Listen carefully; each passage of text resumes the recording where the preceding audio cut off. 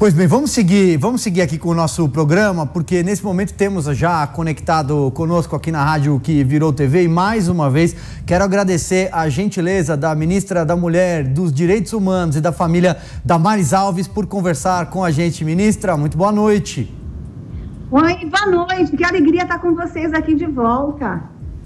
Pois bem, ministra, o prazer é nosso. Eu queria começar aqui com uma informação sobre um acordo firmado entre a sua pasta, o seu ministério, né, e o Conselho Nacional do Ministério Público, esse acordo de cooperação no encaminhamento de denúncias referentes a violações de direitos humanos que estejam relacionadas a atribuições do Ministério Público, mas durante esse período do coronavírus. A senhora, numa outra entrevista, eu me recordo aqui para a Jovem Pan, citou inclusive um aumento de casos de violência contra a mulher nesse período de quarentena. E agora temos aqui um acordo firmado. Eu queria então abrir espaço aqui para que a senhora detalhasse essa cooperação. Veja só, nós já sabíamos que a violência doméstica iria crescer durante o período de quarentena. A exemplo do que aconteceu nos outros países, na Europa e em outros países. Já era previsto, a violência contra a mulher cresceu. Nós temos exemplo, por exemplo, de São Paulo, do Rio de Janeiro, nós temos o registro de março que chegou a crescer 52%. Violência doméstica, já tem lugares aí que a gente pode dizer que dobrou. Vamos agora fechar o relatório de abril, mas a gente pode dizer que tem lugares que beirou 100%. Mas o que está nos assustando agora não é só o aumento da violência contra a mulher, da violência contra a criança, contra a idosa, a violência doméstica. O que está chocando a nação também são as violações de direitos fundamentais. As violações de direitos humanos em nome de combate à pandemia. O que é isso?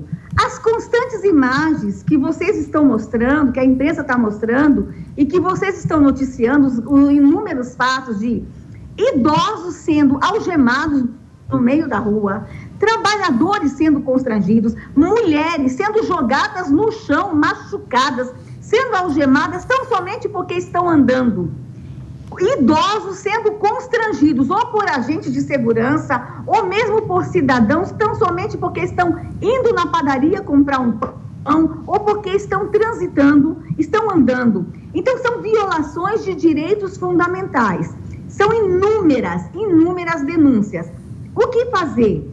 Algemar um trabalhador porque está andando numa calçada sozinho, sem colocar ninguém em risco? Algemar uma mulher que está andando numa praia sozinha, sem colocar ninguém em risco? Será que não está havendo exageros? Será que não está havendo violação de direitos fundamentais no Brasil? A sociedade estava clamando por providências. O nosso ministério, recebendo as denúncias, precisava fazer alguma coisa. Hoje, junto com o Ministério Público Federal, o Conselho Nacional do Ministério Público Federal, assinamos uma parceria, um termo de acordo, em que todas as denúncias que chegarem no nosso ministério, e pasmem, nós já temos aqui no Ministério mais de 7.000 denúncias de violação de direitos humanos neste período de quarentena. 7.000 denúncias de violações de direitos humanos apenas no período de quarentena.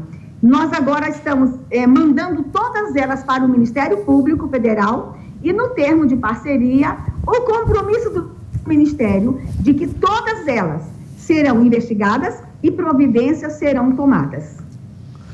Perfeito, ministra. Eu vou passar então aqui agora a palavra para o Augusto Nunes para conversar com a senhora. Ministra, é um prazer conversar com a senhora e eu queria perguntar o seguinte, eu queria saber especificamente sobre o caso de Araraquara, onde aquela mulher estava sentada num banco da praça, sem ninguém por perto, né? Ela estava simplesmente sozinha num banco da praça e sofreu aquela violência. Nesse caso específico, e no dia seguinte, o prefeito reagiu com arrogância e aí começou a ameaçar comerciantes que ousassem abrir as portas, ainda que fosse abrir as portas para ver se estão funcionando. ameaçando com cassação do alvará de funcionamento e tal. Sobre esse caso, o que é que fez o ministério que a senhora comanda? Esse foi um dos casos que nós encaminhamos para o Ministério Público. Esse caso foi emblemático porque foi filmado, todo mundo assistiu, provocou uma reação no Brasil inteiro, mas saiba que ele não é o único. Imagine aqueles casos que não tinha ninguém filmando. Mas este caso causou muita comoção porque a mulher ela foi jogada no chão. Não é uma mulher jovem. A gente tem que entender que uma mulher naquela idade, ela já tem problemas de saúde. Uma mulher daquela idade sendo jogada com tamanha violência no chão causa sérios problemas a esta mulher. As consequências de saúde física causadas àquela mulher, por mais que ela diga, não está doendo agora, espere alguns dias para ver os danos à saúde daquela mulher, sem contar com os danos à saúde emocional. Aquela mulher cabe uma reparação de danos morais, aquela mulher cabe inclusive uma reparação de danos físicos, caso ela tenha danos físicos, aquela mulher cabe uma série de ações. Houve crime contra aquela mulher. Houve crime por causa de lesão corporal, houve crime por violação de direitos fundamentais. Aquele é um caso emblemático. E aquilo não pode se repetir no Brasil. Não pode de jeito nenhum. Nós encaminhamos ao Ministério Público, inclusive nós estamos esperando passar um pouquinho aqui, começar a flexibilizar o isolamento. Aquela é uma das pessoas que eu quero ir pessoalmente. Eu quero abraçar aquela mulher. Eu sou de São Carlos, Araraquara, ali do lado de São Carlos, eu quero abraçar, eu quero me solidarizar com aquela mulher e com muitas outras no Brasil. Nós tivemos o caso aí, Augusto, da esposa daquele deputado, que também é um caso emblemático, sozinha na praia com uma parente nadando, que mal aquela mulher estava fazendo para ser conduzida daquela forma dentro de uma viatura.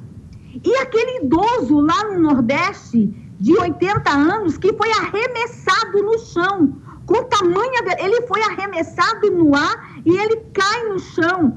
Aquela velocidade com que ele cai no chão, com certeza aquele idoso teve toda a sua coluna fraturada. E outras imagens que nós estamos recebendo aqui no nosso Disque 100, como agora as pessoas podem fazer a denúncia e anexar vídeos e fotos. Vocês não têm ideia das imagens que nós estamos recebendo. Então, o que vai acontecer? Nós não vamos permitir que isso continue acontecendo. Estamos tomando providências, não vamos aceitar que, em nome de combate a coronavírus, os direitos sejam violados. E o recado eu vou dar aqui, Augusto, me permita. Pode ser governador, pode ser prefeito, pode ser doutor, pode ser policial, agente de segurança, líder religioso, seja quem for. A lei vai ser aplicada a todos. A pandemia vai passar. A senhora é brava? Sou sim. Eu acho que nesse momento a gente tem que subir um pouquinho o tom. A pandemia vai passar, mas as investigações vão continuar, as apurações vão continuar. Se for identificado violação, crime, a penalidade vai ser aplicada. Não pense que quando a pandemia vai passar, nós vamos passar panos quentes, que não. Na hora que o Ministério Público instaurar o procedimento, não tem mais retorno. Não tem mais retorno. A gente vai dar continuidade à aplicação da penalidade. Zé Maria Trindade. Pois é, ministra, é um prazer falar aqui com a senhora. Ministra, eu já até falei sobre isso, mas o jurista Josafá Marinho me disse uma vez de que se você procurar justificativas psicológicas, você explica os piores crimes da humanidade. Mas o caso é o seguinte, a psicologia, ela descreve uma situação e até considera síndrome do porteiro, ou pequenas autoridades, que a situação é a seguinte, uma pessoa que ela assume poderes básicos ali, como o porteiro e outros, né? E ela fica numa situação ali diante da sociedade como um todo, ela acaba produzindo efeitos e agindo como ditadora, agindo com força, né? Muito superior ao que deveria, numa tentativa de demonstrar o seu poder diante da sociedade. E aí os psicanalistas dizem que, longe de ser uma atitude individual, é uma atitude mais social, né? Eu não estou explicando, só estou dizendo que esses casos aí, eles vão no sentido ou de prefeitos que adotam esta síndrome do porteiro ou do próprio policial. O caso é que está muito errado e isso terá consequências. Inclusive, a própria síndrome é descrita como se esse indivíduo não se preocupasse com as consequências. Mas o caso é o seguinte, essa situação atual provocou um grande debate na sociedade, no meio jurídico, sobre o direito individual, até que ponto esse direito individual é absoluto e ultrapassa até o direito da sociedade, proteção da sociedade. Veja só, o que a gente não pode é relativizar direitos fundamentais. O que a gente não pode é, em nome de combate à pandemia, a gente aqui está trazendo relativização de direitos. Isso não. Por exemplo, houve uma situação que aconteceu agora que a gente vai ter que rever. As piadas contra idosos. Todo mundo postando nas redes sociais, que bonitinho. Era cata véio, segura seu véio, vende gaiola para prender véio, todo mundo postando, achando bonitinho. Até onde isso é bonitinho, até onde isso é piada e até onde isso é preconceito e discriminação contra idosos. Eu acredito que neste momento nós estamos sendo desafiados para fazer uma revisão de valores. Eu acredito que a gente tem a oportunidade agora de fazer uma grande discussão, inclusive de direitos. Eu acredito que está sendo dado para a humanidade uma oportunidade da gente se rever enquanto humanos. A relativizar direitos nesse momento, relativizar valores nesse momento, eu acho que nós não seremos mais os mesmos depois dessa pandemia. E os guardiões do direito precisarão estar atentos. Nós precisaremos estar atentos e não baixar a guarda, porque depois dessa pandemia, nós não seremos mais os mesmos, mas nós teremos que sair melhores depois dessa pandemia. Nós não podemos sair piores depois dessa pandemia. Que essa reflexão fique, que a gente comece a refletir sobre isso. A humanidade não pode sair pior depois dessa fase de pandemia. Muito bem, 19h11, 7h11, a gente conversa aqui com a ministra da Mulher, da Família e dos Direitos Humanos, Damares Alves. Ministra, eu tenho aqui uma questão você bem sucinto, enxuto na minha pergunta. A senhora tem monitorado e que dados a senhora tem em relação às comunidades indígenas, em relação a lugares muito pobres, as grandes periferias do Brasil, os rincões? Aquele brasileiro que vive debaixo ali do teto de zinco, em favelas, em condições sanitárias precárias, as comunidades indígenas que já registraram mortes pelo coronavírus. Quais são as informações que a senhora tem nesse sentido? Olha, está sob a coordenação do nosso Ministério o atendimento, nesse período de combate à pandemia, aos povos vulneráveis. O Brasil, ele é por demais diverso, complexo. E aí a gente tem que entender, povos vulneráveis em áreas urbanas, estes povos mais fácil da gente alcançar, estes povos com acesso à internet, estes povos já conseguem ter acesso ao cadastro para o recebimento do auxílio emergencial, mesmo que não tenha o celular, ele pode ter acesso a alguém que tem o celular, já tem acesso a uma agência bancária. Mas a gente tem uma preocupação com os povos ribeirinhos, por exemplo. Lugar que não tem energia elétrica. No Brasil nós ainda temos lugares que não têm energia elétrica, quanto mais rede de internet. Nós temos prefeito, por exemplo, que pega um barquinho, lá na Ilha do Marajó, por exemplo, viaja 5 horas de barquinho, aí chega num lugar que tem rede, sobe numa árvore, às vezes sobe num lugar mais alto, para ligar para nós, porque o povo da cidade dele não conseguiu ainda se cadastrar para receber o auxílio emergencial. Com relação a este povo, junto com a Caixa Econômica, estamos criando uma ação emergencial para ir uma agência fluvial, um barco da Caixa Econômica ir até este lugar, a pessoa e levar uma internet no barco, a pessoa já fazer o cadastro e já receber imediatamente. Estamos buscando todas as alternativas. As comunidades indígenas. No final de janeiro, assim que a gente soube que os indígenas seriam considerados povos vulneráveis neste momento, e aqui a gente tem que reconhecer que os nossos indígenas não resistiriam ao coronavírus, por quê? A gripe para o índio é uma pneumonia. A nossa gripe, quando chega no índio, tem uma força de uma pneumonia. Imagine o coronavírus. Então, já em final de janeiro, a FUNAI e a Secretaria Nacional da Saúde Indígena já tomaram providências. As providências com relação aos povos indígenas já foram tomadas lá atrás, em final de janeiro.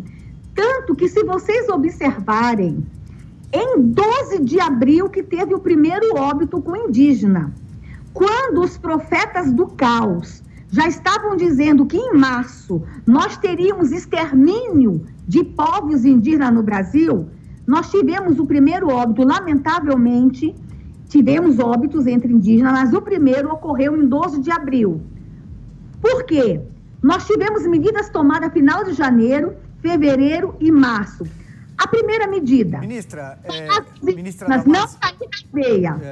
Ministra Damares, desculpe interrompê-la só para informar que são 19 horas e 15 minutos. A gente faz um pequeno ajuste, porque nesse momento também estamos pelo rádio. Queria que a senhora concluísse. A senhora fala sobre pessoas mais vulneráveis, população mais vulnerável e especialmente neste momento sobre as questões envolvendo terras indígenas. Por favor, conclua.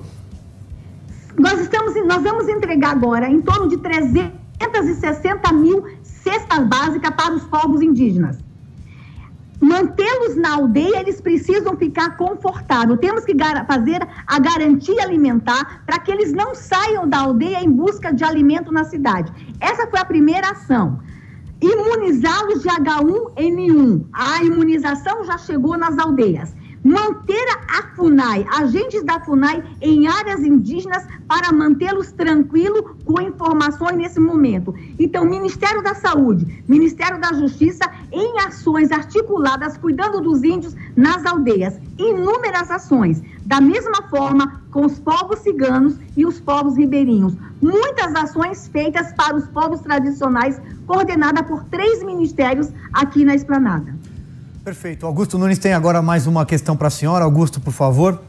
Eu queria saber especificamente também da questão das prisões. Como é que estão os presídios femininos e se a ministra aprova essas decisões de juízes aí que estão soltando bandidos que imediatamente voltam a fazer o que eles sabem fazer, que é roubar, matar, etc, etc. Olha, as decisões são questionáveis. E olha que quem está falando aqui é a ministra de Direitos Humanos. Exato. Mas o que nós estamos vendo? Homens que foram presos por estupros, que já saíram, já estupraram e já mataram. Medidas questionáveis. E percebo que não houve muito critério na escolha do bandido que foi para a rua. Aí a gente vê bandidos indo para a rua e cidadãos, trabalhadores sendo algemados. Houve, de fato, aí, nesse momento, uma confusão de quem fica e quem vai, de quem é algemado e de quem não é algemado. Eu questionei muitas decisões e muitos que estavam presos que foram para a rua. Claro, a população carcerária precisava ser revista nesse momento, especialmente os presos provisórios, aqueles que já estavam indo para a progressão de regime, mas a gente viu aí alguns presos que não estavam prontos para irem para a rua e nesse momento de pandemia foram e cometeram crimes. Isso é verdade e está constatado e a sociedade está questionando e os juízes da vara de execução vão ter que se explicar muito depois da pandemia. Ministra, deixa eu fazer aqui uma pergunta que eu já lhe fiz essa pergunta num outro momento, numa outra entrevista, num outro programa aqui da Jovem Pan, Pra Cima Deles, que envolve também as questões da família, especialmente uma das atribuições da sua pasta. Nesse momento, muitas igrejas, muitos templos, muitos centros espíritas e de diversas religiões estão fechados.